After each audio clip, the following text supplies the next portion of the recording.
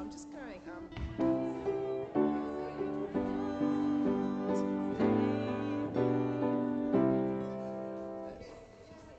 Yeah.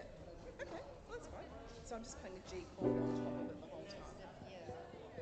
Yeah, that's different, isn't it?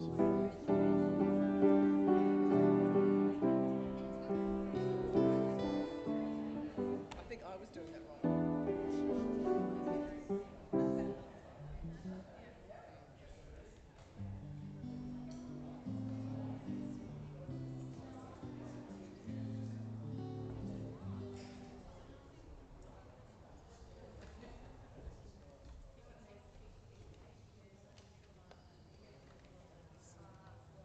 Yeah, it gives people a wee bit more variety. So, So John 11:17 to 37. yep.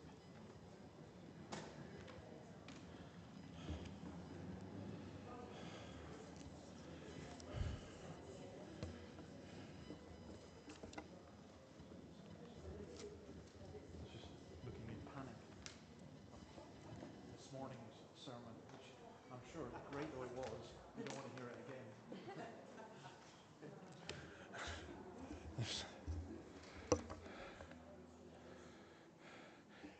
You should have seen the faces when I said this morning we've got after about a 5-minute introduction, 10-minute introduction, now we've got 10 points.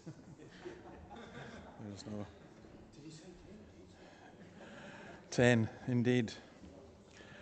Can I welcome you? It's great to see you. Nice to see you. And guess what? We've got food today.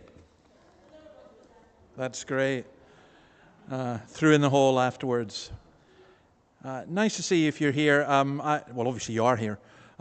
Excuse me, I'm tired. I was amused because there was 3 guys walking past, and I said, "You don't want to walk past. You need to be coming in here." And they looked at me, and I've never had this answer as a reason for not going to church. They said, "No, we don't drink red wine." And I thought, okay. So I said we could offer white, but we're here to get the new wine from Christ and the Spirit, and we're going to start by singing "See What a Morning." Let's start.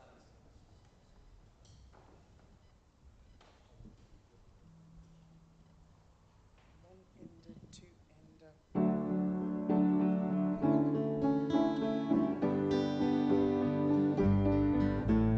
See what a morning, gloriously bright, with the dawning of hope in Jerusalem. Folded the great crowns to glowing light, as the angels announce Christ is risen. See God's salvation plan, wrought in love, born in pain, paid in sacrifice. Fulfilled in Christ the man, Lord He lives, Christ is risen from the dead.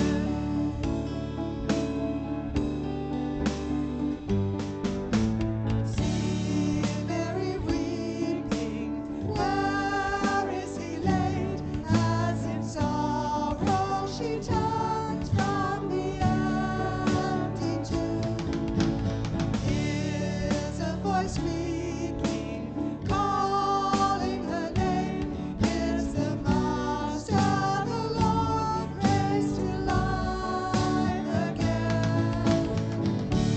The voice that spans the years, speaking love, stirring hope, bringing peace to us, will stand till He appears, for He lives, Christ is risen from the dead.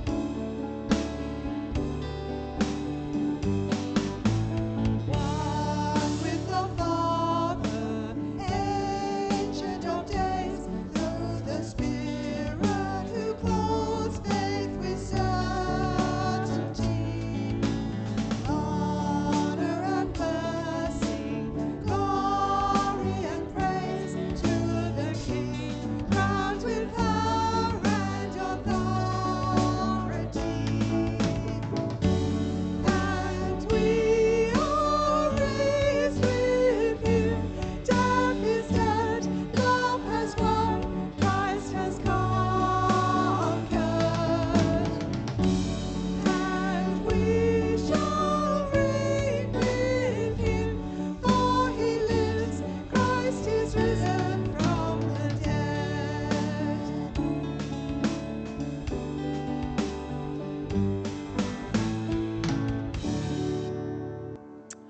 in. Please have a seat.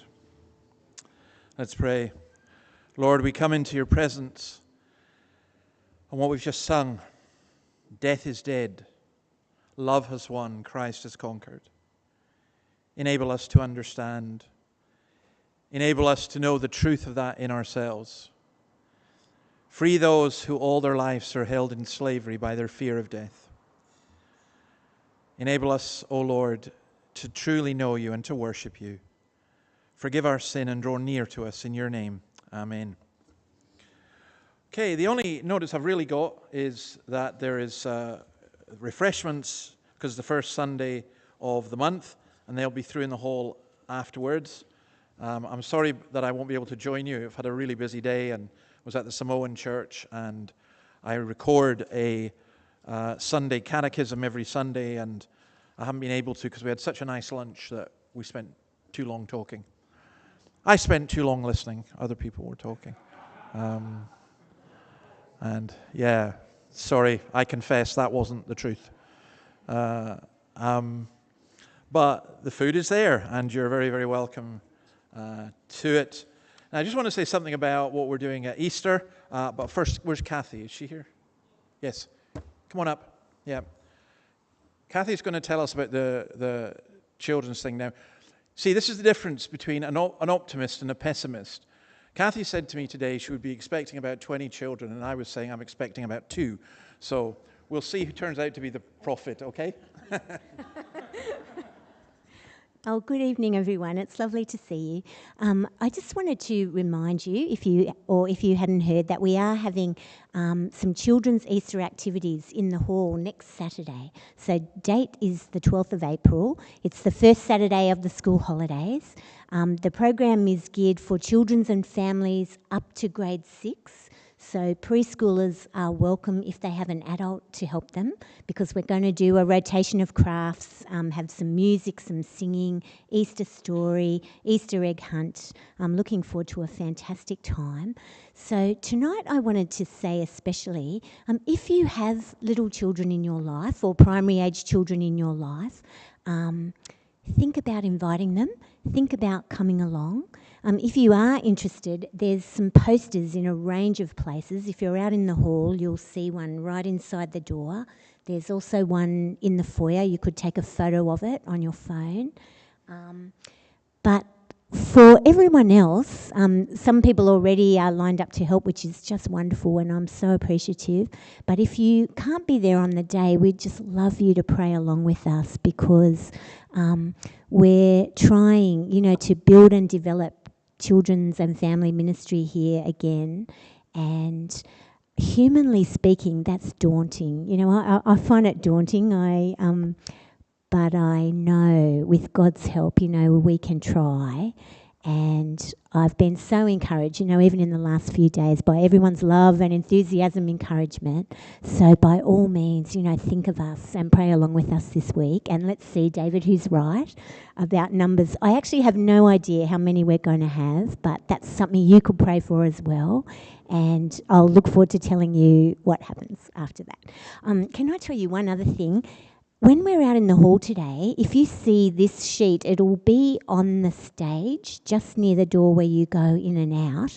We're trying to build up the contact information for both services here, morning and night, because once we have people's contact details, it's super easy to send around a bulk email and let people know things that are going on. So if you are feeling like this is your church, and this is where you want to be, or even if you're right on the edge of that and signing on the piece of paper might help, consider looking for this and putting your details down, because I think it's a great way to build some unity in our congregation, to start knowing who's here and finding ways to communicate with one another. So just keep your eyes out for this. There'll be a pen there, and if your name's not on it already and you feel led to do so, fill it out. That'd be great. Thanks.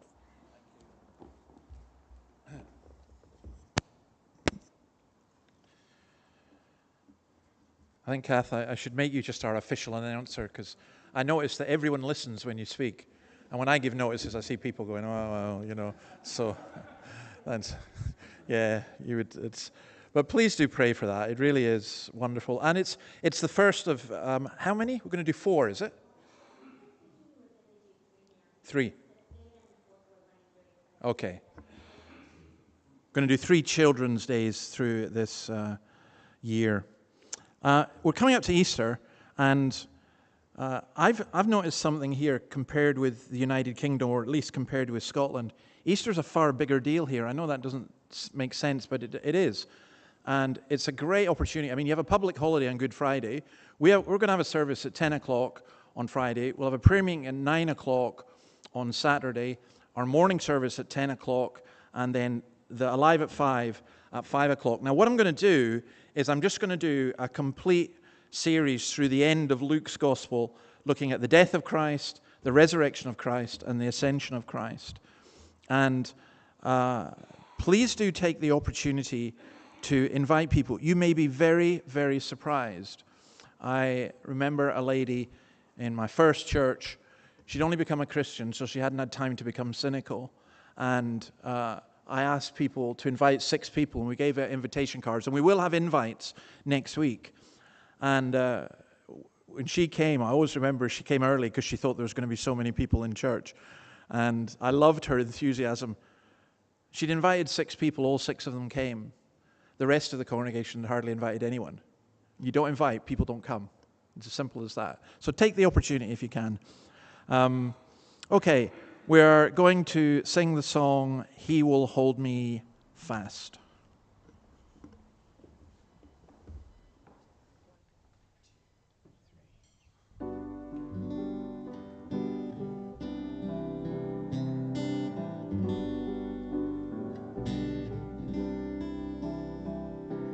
When I fear my faith will fail, Christ will hold me fast.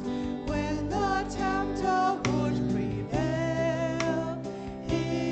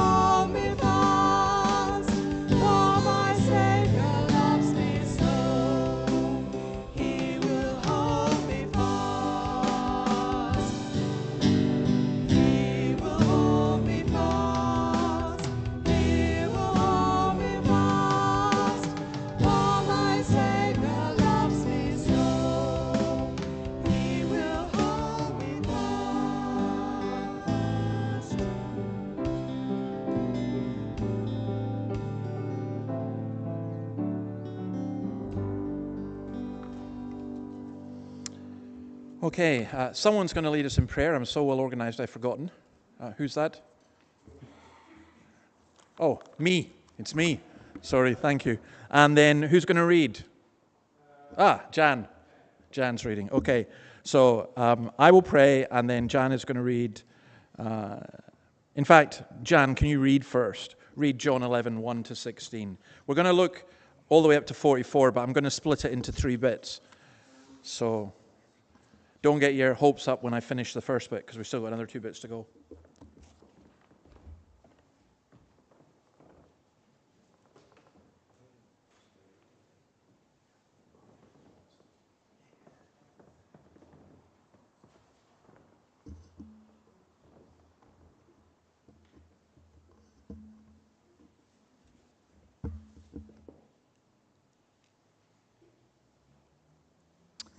Good evening, everybody. Right. John 11, 1 to 16. Now a man named Lazarus was sick. He was from Bethany, the village of Mary and her sister Martha. This Mary, whose brother Lazarus now lay sick, was the same one who poured perfume on the Lord and wiped his feet with her hair. So the sisters sent word to Jesus, "Lord, the one you love is sick." When he heard this, Jesus said, "This sickness will not end in death. No, it is for God's glory, so that God's Son may be glorified through it." Now Jesus loved Martha and her sister and Lazarus. So when he heard that Lazarus was sick, he stayed where he was 2 more days. And then he said to his disciples, Let us go back to Judea. "But Rabbi," they said, "a short while ago the Jews the Jews there tried to stone you, and you are going back?" Jesus answered, "Are there not 12 hours of daylight? Anyone who walks in the daytime will not stumble, for they see by this world's light. It is when a person walks at night that they stumble, for they have no light." After he had said this, he went on to tell them, "Our friend Lazarus has fallen asleep, but I am going there to wake him up." His disciples replied, "Lord, if he sleeps, he will get better." Jesus had been speaking of his death, but his disciples thought he meant natural sleep. So when he told them plainly, "Lazarus is dead, and for your sake I am glad I was not there, so that you may believe, but let us go to him." Then Thomas, also known as Didymus, said to the rest of the disciples, "Let us also go, that we may die with him." That's the word of the Lord.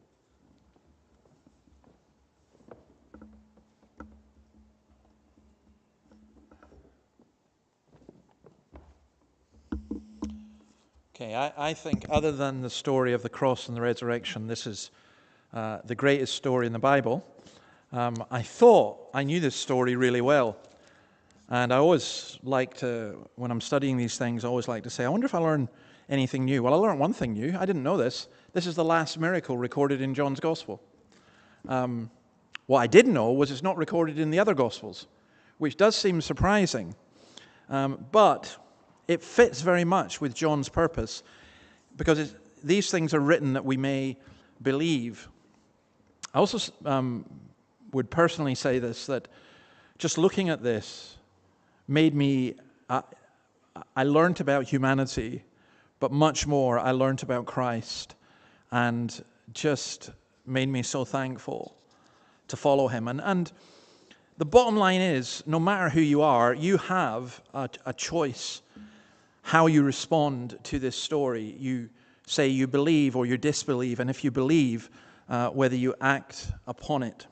So, we're going to look at these verses 1 to 16 under the kind of heading of "Our friend has fallen asleep." Now, here's the first thing. Jesus did have friends. We forget that sometimes. We think that Jesus is a friend of everybody. You know, it's like you, if you're in a church, maybe a larger church than this, and you were to say, well, everyone in the church is my friend. That's not true, is it? It's just not true. You can't be friends with everybody. There are particular people that you have friendships with, and we do need friendships, real friendships. And Jesus did as well as a human being. And this home of Mary and her sister Martha and probably their younger brother, Lazarus, that seems to be the implication here. This was a home where Jesus could go and Jesus could relax, and it was a place of refuge for him. There are some people's houses you go to, and it's a bit of tension. All right? It's not, you got to go. You go. But you're quite glad to go home. And then there are other people's houses that you go to, and it's just like, well, for me, it's like having a bath in a jacuzzi, with just like mega chilled and wonderful and relaxing and real friends that you can go and they say, how are you? And you say, oh, I'm rubbish. And they still accept you. That's absolutely lovely. Well, Jesus had that. These three, the two sisters and the brother. And remember, Jesus didn't have a house of his own. He couldn't go home at night. So to be able to go to the house of friends was a great thing. Now, I think many Christians will know this. They regard Mary as more the contemplative one and Martha as the active one. And you'll sometimes hear people say, oh, I'd rather be a Mary. When I read this story, look, that's said on the basis of something that happened when Martha was hurrying around, like trying to make everything, and she's getting a bit stressed and says, well, where's Mary? Why can't you get Mary to come and help me do the dishes and make the food? And Jesus says, well, Mary's chosen the better thing. Now, I always loved that verse. I have never quoted it to my wife when she's making food and asked her help. I've never said I am doing the better thing, but because I still want to live. But it's you. We think that. We think, oh, Mary was the kind of spiritual one and Martha was the active one. I think that's unfair, and you'll see that in the story as we look at it. I think that different people have different personalities and different ways of serving and even of listening. Lazarus' name just simply means God is my helper, and it's the same as the name Eleazar. Now, what happened here was when he got sick, the sisters sent word to Jesus that Lazarus was ill. Now, that is very interesting. They didn't say, Lazarus is ill, you've got to come. They knew that instantly that Jesus would come. They had that kind of relationship. They didn't need to ask him to come.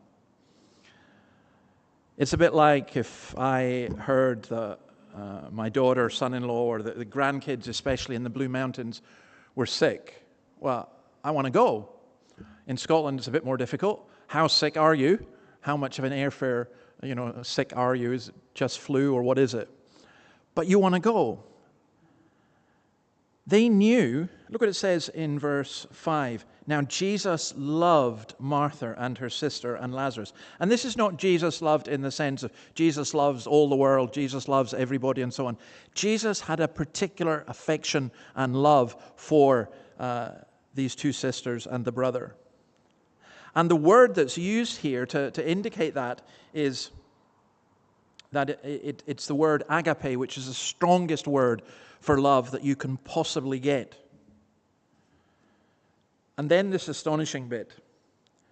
Jesus loved Martha and her sister and Lazarus. And the next verse, you're thinking, so he left immediately to go and see them.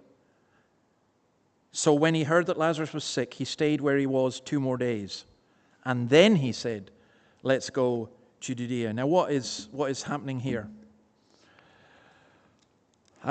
It's actually not that easy to work out, and I think what I'm offering to you is a suggestion.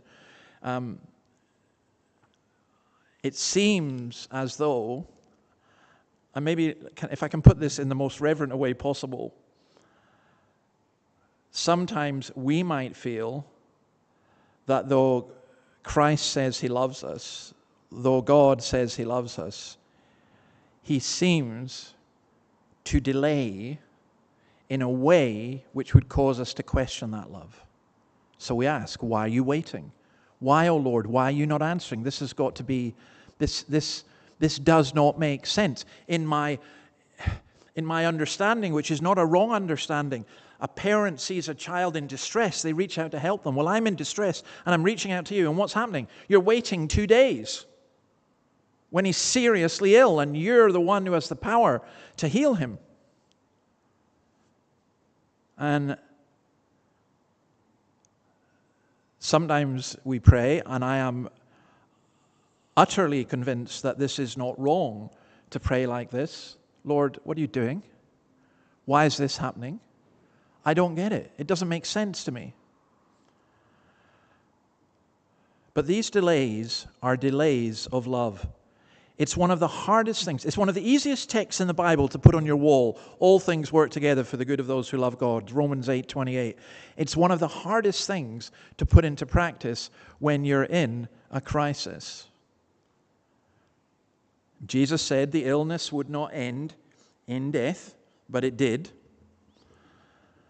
At least it didn't end. It seemed to end in death. But all this was done for the glory of God. This was a step on Jesus' road to the cross. The resurrection of Lazarus would demonstrate his power so clearly that the Pharisees, in order to get rid of him, would have to kill him. Ironically, raising Lazarus was the last straw for the Pharisees. I think there's a practical application for those of us who are Christians. We are told to take up our cross and follow Jesus. If you see the cross as your glory, if you see your suffering as a way to glory, if you take up your cross and follow Jesus, then that makes a phenomenal difference. In other words, what I would say is this. It's not that you can directly attribute to every suffering that you have a particular cause or even a particular fruit. But what you can do is say that there is nothing that does not end up to the glory of God. Now, sometimes you might want to say to the Lord, Lord, please glorify yourself in another way. I don't want to go through this. We were talking this afternoon, just some of us when we were eating, and I was talking about a serious illness that I'd had, and I do think there were enormous benefits from that illness, but I would still pray, Lord, I don't want to go back there again. I just don't. But God can glorify himself through the most painful of circumstances, as happened here. Why did Jesus wait? To make the miracle appear all the more greater? Was there a hesitancy because he knew the trouble that awaited him? Or was it just because he was doing things his own way? I think it's this latter. We so often like Jesus to do things our way. In other words, we say this, if you love me, you will do this. If you're in a relationship with somebody, if you're married to somebody, you can manipulate your partner remarkably easily. If you love me, you will do this. And that's a very dangerous game to play. It's a very dangerous game. And I think particularly with the Lord, there's lots of things that we don't know. So I wouldn't go to Christ and say, if you love me, I'd go to Christ and say, Lord, you love me, and I can't see a way out of this, and I really need help. And I'm pleading with you to help. We don't manipulate Christ. And then look at the disciples. They object to Jesus going to Judea. Why? Because they saw it as a suicide mission. Look at Thomas. I always love Thomas, also known as Didymus, the twin, said to the rest of the disciples, right, let's go. We're going to die with him as well. Thomas is such a cheerful guy.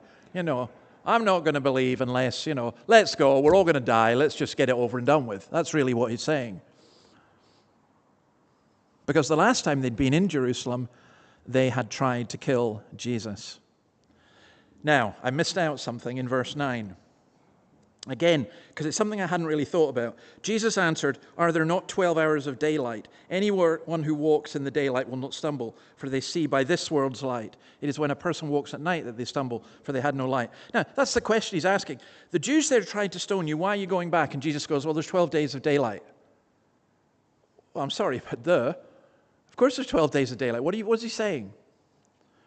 What he's saying is incredible. William Barclay, I think, summarizes it beautifully. He says there are three great truths implied here.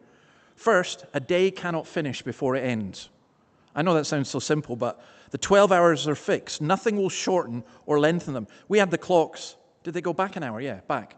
They went back an hour. So you all got an extra hour in bed, which is why you're all so bright-eyed and wide awake right now, and none of you are tired or yawning or anything like that, because you had an extra hour in bed. But we haven't changed the number of hours in the day, have we?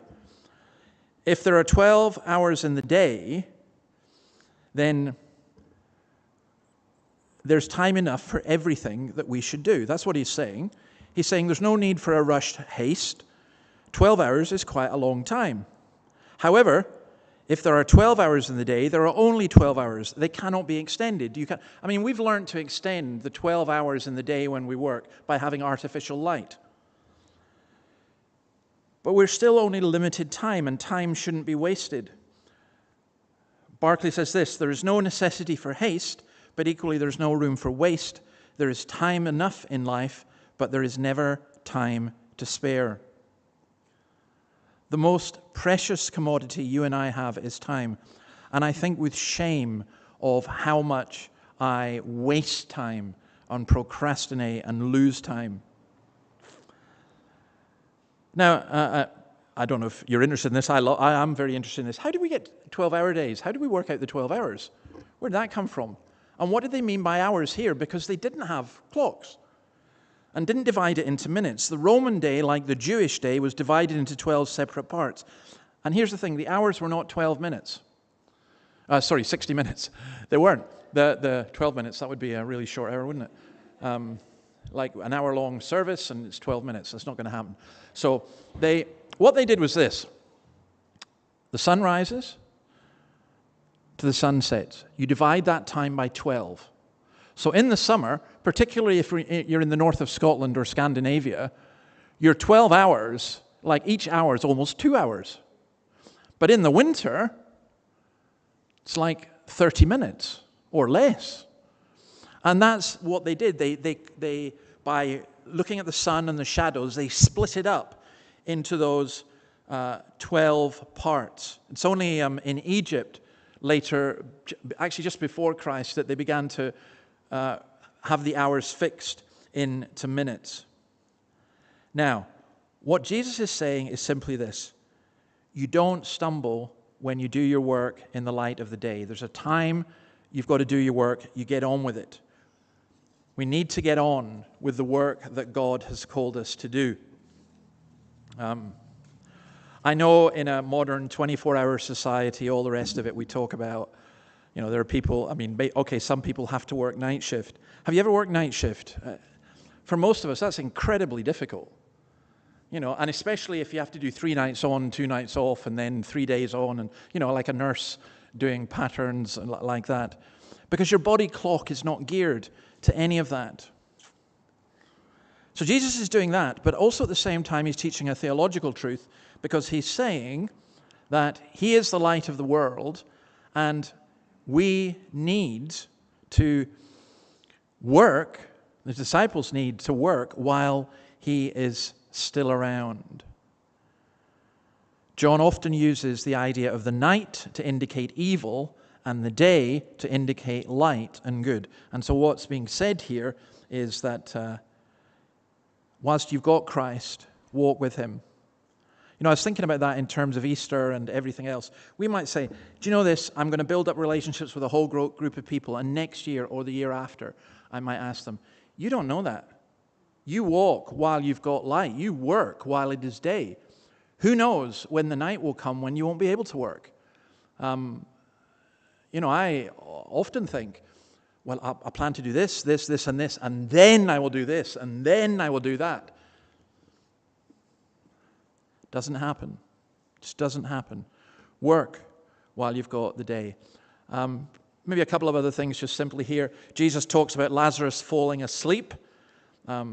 Jesus does something very subtle in the Gospel of John often, that he says something which sounds simple. that simple thing is then misunderstood, and Jesus has to go on and explain. So Jesus says, oh, he's asleep. Our friend Lazarus has fallen asleep, and I'm going there to wake him up. And his disciple cried, Lord, if he's sleeping, he's going to get better, because sleep's really good for you. And why would you travel all that way, put yourself at risk, commit suicide in order to wake somebody up? Surely somebody else can wake him up. That's really how they thought. We need to be careful sometimes. We look at Jesus, we go, oh yeah, I've got that. And sometimes he says things that are much deeper and more profound than we realize. Jairus' daughter was said to be asleep when she died. At the end of Stephen's martyrdom, we're told that he fell asleep. And Paul speaks about those who sleep in Jesus. It's a very different way of looking at death. You got a young child. You look at that child. They fall asleep at night. It's a lovely picture. You don't mourn that they've fallen asleep because they're going to wake up. That's the picture of the believer. When the believer dies, they fall asleep. I've seen numerous gravestones, and I love it actually. Fallen asleep in Christ. Fallen asleep in Christ. And then Jesus said he's glad. He said to him plainly, Lazarus is dead. And he says, I'm glad I wasn't there. Now you can imagine the disciples hearing this going, whoa, what are you saying? So that you may believe. But let us go to him. Because out of that death of Lazarus was going to come something greater. So Alison's going to read John 11, 17 to 37. We'll look at part 2 in a much shorter way, I hope.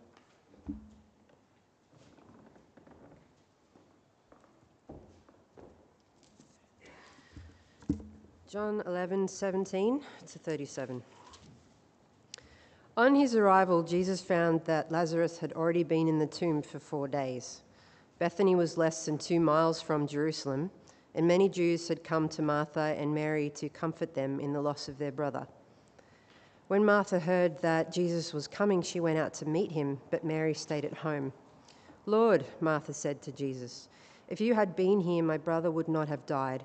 But I know that even now God will give you whatever you ask. Jesus said to her, your brother will rise again. Martha answered, I know he will rise again in the resurrection at the last day. Jesus said to her, I am the resurrection and the life. He who believes in me will live even though he dies, and whoever lives and believes in me will never die. Do you believe this? Yes, Lord, she told him. I believe that you are the Christ, the Son of God who was to come into the world. And after she had said this, she went back and called her sister Mary aside. The teacher is here, she said, and is asking for you. When Mary heard this, she got up quickly and went to him. Now Jesus had not yet entered the village, but was still at the place where Martha had met him. When the Jews who had been with Mary in the house comforting her noticed how quickly she got up and went out, they followed her, supposing she was going to the tomb to mourn there. When Mary reached the place where Jesus was and saw him, she fell at his feet and said, Lord, if you had been here, my brother would not have died. When Jesus saw her weeping, and the Jews who had come along with her also weeping, he was deeply moved in spirit and troubled. Where have you laid him? He asked. Come and see, Lord, they replied. Jesus wept. Then the Jews said, see how he loved him? But some of them said, could not he who opened the eyes of the blind man have kept this man from dying?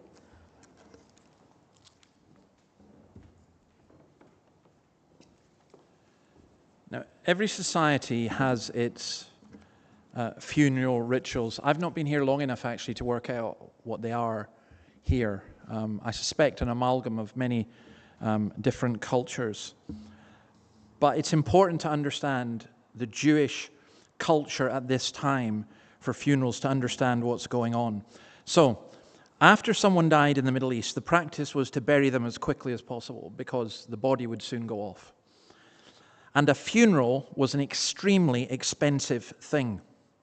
In fact, even as I'm saying this, I realize it's such a morbid thing, but I really need to prepare for my own funeral because undertakers are expensive, and it is. But this was mega expensive. They needed the finest spices and ointments that were used to anoint the body. The body was, it doesn't matter rich or poor, the body was clothed in magnificent robes, And all kinds of treasures and possessions were buried in the tomb along with the body. Now, this had become ridiculously expensive until around this time there was a rabbi called Gamaliel II, and he gave orders that he was to be buried in the simplest possible linen robe, and so this habit of extravagant funerals was broken. It's a bit like in our culture, weddings used to be fairly simple. You could actually just go to the house and the pastor would marry you and just a few friends and relatives. And now weddings are like $50,000 a pop. Or it's not a proper wedding. Something's gone wrong. And something went wrong with the funerals. I love the name that was given to this linen dress that most Jews were then buried in. It was called the traveling dress. It's a beautiful name. The traveling dress. They're in their traveling dress. Even the poorest home was expected to hire at least 2 flute players and a professional wailing woman. So, Matt's in a job anyway, because flute players are always in big demand. I'm not going to say which of you would be the wailing woman, but that's what you had to have. You paid for them to come and do that. And then as many people as possible attended the funeral. And this is fascinating. The women mourners walked first to the tomb. Why? Because the Jews believed that it was a woman who sinned first and therefore brought death into the world, and therefore she ought to lead the mourners to the tomb. At the tomb, memorial speeches were made. If the body was in the house, it was forbidden to eat meat or to drink wine or to engage in any kind of study. No food was to be prepared in the house, and no food was to be eaten in the presence of the dead. On the return from the tomb, a meal was served. And it was always the same thing. Bread, hard-boiled eggs, and lentils. The round eggs and the lentils symbolized life. So our custom of Easter eggs, it does actually come out of this. It's not just rolling away the stone as we often hear, but eggs were always seen as a symbol of life. There were 7 days of mourning, the first 3 of which were for weeping. You were not allowed to anoint yourself, put on shoes, engage in any kind of study or business, or even to wash. And then these were followed by 30 days of what they called light mourning. And it was so essential in Jewish culture, as it is still in many traditional cultures, and should be, I think, in every culture, that visits to the sick or the mourning were an essential part of the religion. When a mourner left the tomb, they turned towards the tomb and they would say, "Depart in peace," and they never mentioned the name of the one who died without invoking a blessing on it. So you would say, if Andrew had died, you'd say, "Andrew, may his blessings be upon him." And that's how they did. And Jesus came into that household full of sympathizers and people who were mourning. And Martha comes, and remember, she's the one who loves action. So her thing is, she goes immediately out to meet him, but Mary stayed at home. Now, you see, this time, how we do the bit about how Mary stayed and sat at the feet of Jesus? Well, Martha went to meet Jesus this time, and Mary stayed at home. So, you can argue your case for either of them. What she's saying is, it's so bold. Martha said to Jesus, "If you'd been here, my brother would not have died." You know what she's saying to him in her grief? She's saying, "Lord, why didn't you come quicker? What kept you?" By the way, he'd been dead for about 4 days, and this question was asked, I know, at one of the Bible studies. Well, if Jesus just waited 2 days, how come he'd been dead for 4? Well, it's a day's journey to get there, and Jesus waited 2 days and then a day to get to the place. Remember that Jesus said he's already dead. So he had probably died whilst the first person was on their way. Jesus does not rebuke Martha for what she said. He just says to her, "Your brother will rise again." Martha was just pouring out her heart, and that's not a wrong thing to do. Now, "Your brother will rise again." Martha answered, "I know he'll rise again in the resurrection at the last day," because most Jews did believe there would be a last day where the dead would be raised. So she doesn't She believes that. She doesn't have a problem with that. Except Jesus says, I am the resurrection and the life. The one who believes in me will live even though they die, and whoever lives by believing in me will never die. Do you believe this? And Jesus is saying to her, you know this general belief that most of your people have, that the dead will rise? This is why. Because of me. Because of who I am. He's talking about eternal life. He who believes in me will never die.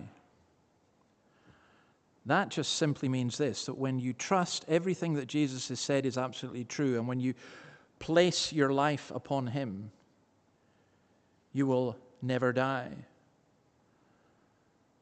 To have that assurance is a most extraordinary and wonderful and beautiful thing.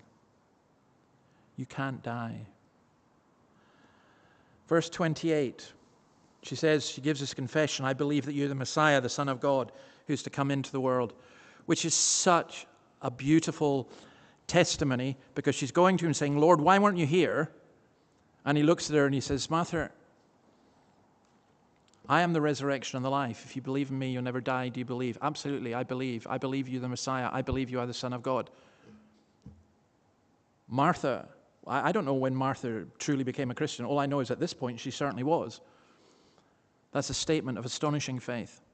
Then at verse 28, so she goes back and she says to Mary, the teacher's here and he's asking for you. And again, I love that detail. Jesus says to Martha, hey, where's Mary? Why is she not here? How's she doing? And so she got up quickly, rushed to him, and he'd not yet entered the village, was still at the place where Martha had met him. The Jews who'd been in the house with Mary comforting her noticed how quickly she got up, and they followed her because they thought, she's going to the tomb. This is where we're doing the burial now. And she reached the place where Jesus was. He was still there. I don't know why he was still there. He may have been talking to people, whatever it was. He's certainly in no rush.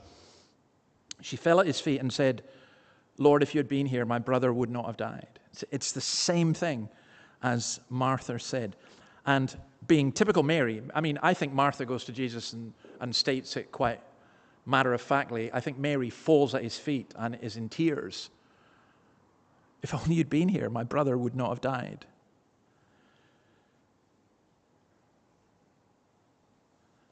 I wonder if we think about mourning, we don't really know how to comfort people sometimes, do we? If somebody dies, what do you say to somebody? Ecclesiastes 7:4 says this, the heart of the wise is in the house of mourning, but the heart of the fools is in the house of mirth. I think it's very difficult to genuinely and truly comfort people and come alongside. But I think Jesus shows in verse 33 and verse 34 and 35, when Jesus saw her weeping, so Mary's weeping, and the Jews who'd come along with her also weeping, he was deeply moved in spirit and troubled. Where have you laid him, he asked. Come and see, Lord, they replied. Jesus wept. Why was Jesus troubled at this weeping? Some have argued is that because some of it was false, but that certainly wasn't the case for Mary. The word that's used of Jesus' reaction, he was deeply moved in spirit, it's the word that would be used of a horse snorting. In other words, someone who is so overcome with emotion that they... It was out loud. He couldn't help it. He was deeply moved, deeply troubled in spirit. And it's a word that also implies an element of anger. It's a cry of anguish. And the nearest thing I would say that I've seen or experienced to this is you go into a hospital and you've had a bad week and you've heard about people who are dying, you've heard about people who have got cancer. You go in a hospital and you meet someone who's a good friend or a dear relative or whatever, and they've got cancer and the prognosis is not good, and you sit with them and you pray with them and you're grateful for all that the hospital are able to do, but you know that it's not good. and you come out, and one of the overwhelming emotions is just one of anger. I hate cancer. And this is Jesus saying, I hate death. It is a curse. It is not something that God had intended for those who were made in his image. Jesus wept. Shortest verse in the Bible, as you know. Where have you laid him? Come and see. Come and see. There is a Greek word, apatheia. We get the word apathetic from it. It was used of God because the argument was that God could not feel emotion, because for God to feel emotion means that God would change, and God cannot change because he's eternal. So therefore, God could have no feeling. Now, there is an element of truth in that, but you have to be so careful when you say that, because here is Christ, and you cannot, under any circumstances, read this as saying Jesus had no feeling, that he was totally stoical, totally chilled about it. He was just, he knew what was going to happen. Hey, don't worry, everything's going to be all right. We're all at peace. He was the opposite of that. He was deeply moved in spirit and troubled. Jesus wept. This was not performance wailing. This was not a show for the people around. This was a man with tears running down his face.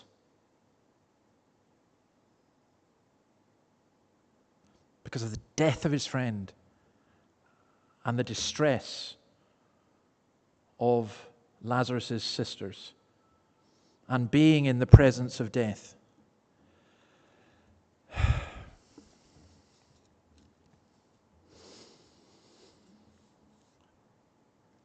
The Christ we follow, the Christ we believe in, is the Christ who carries all our griefs and sorrows. Every single one of them. There is no one in this world who can carry your griefs and sorrows. There are people who can help. There are people who can help carry the burden, but they cannot carry your griefs and sorrows. But Jesus can, not just yours, that of the whole world. I've said this before about Jordan Peterson. I do really like him in so many ways, and I like his compassion, and I like his care. But he tries to take on himself the cares and burdens of all the people he speaks to, and he can't do it. He just can't do it. He does not have the capacity. He does not have the power. Even the empathy that he has to be limited, because he just totally crack up.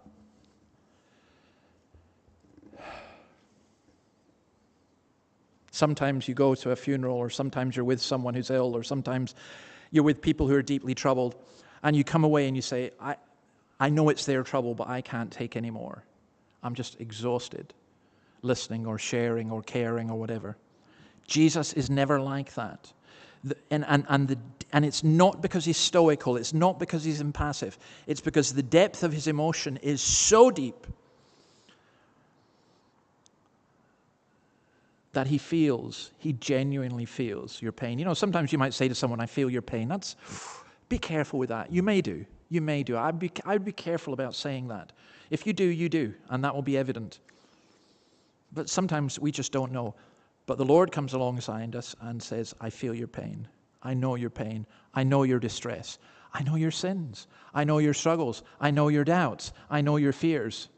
I know all of this, and I care. In a real and genuine way. I don't believe in an apathetic Christ. I believe in a God who is love. And I believe in a Jesus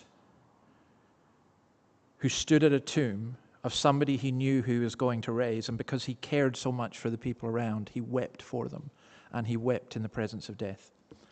And see, that's why it's hard for me to say I'm religious. I don't think I could be religious in the sense of just following a religion.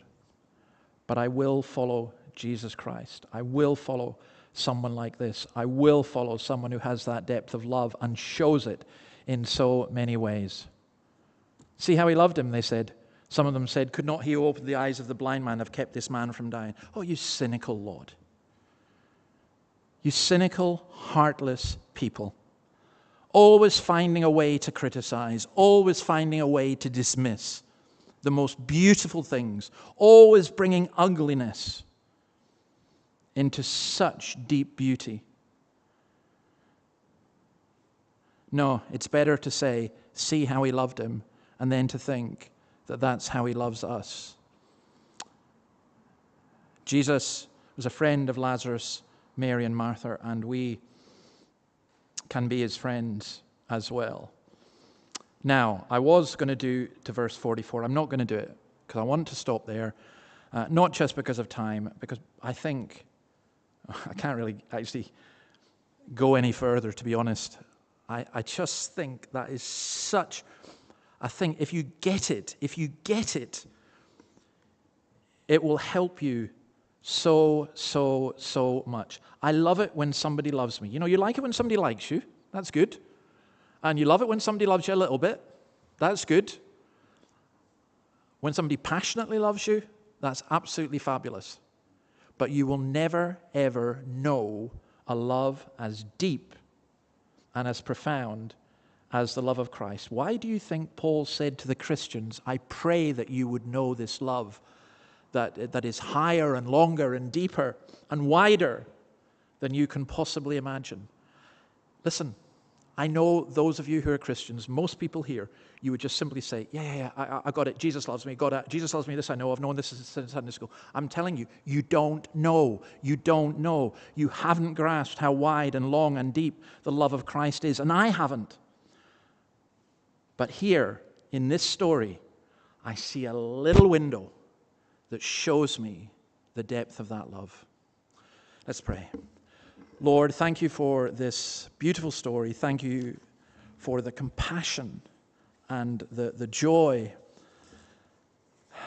even the anger, the fact that you were angry at death. Lord, we bless you. We know that sometimes we say that we know that you love us, but help us to see it. Help us to feel it. Help us to be overwhelmed by it. I am my beloved's, and he is mine, and his banner over me is love. And help us, O Lord, to share your love. We ask it in your name. Amen. Okay, we're going to finish by singing Psalm 62, My Soul Finds Rest in God Alone. And if you have got any questions or comments, please do email me or just talk to me briefly at the end, and we'll talk about it. But I think we want to finish here. So let's stand and sing this.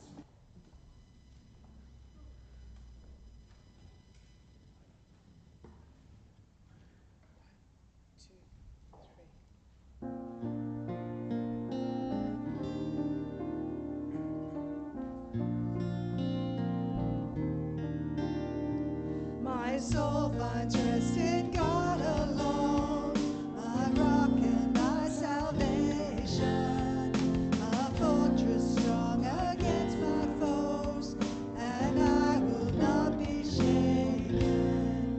Though lips may bless and hearts may curse, and lies like arrows pierce me, I'll fix my heart on righteousness. I'll look to him who hears me.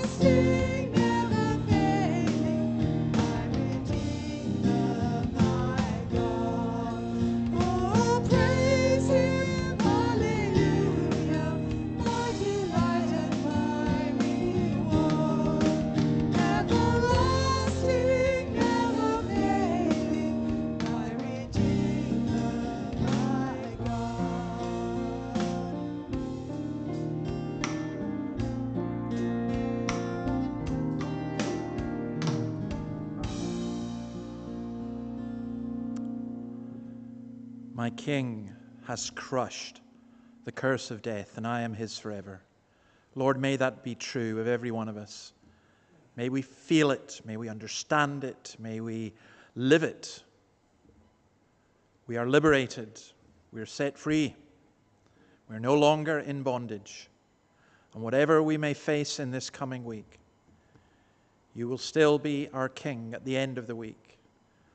The God who loves us, who weeps for us, who died for us, and who has guaranteed eternal life to us. We bless you in your name.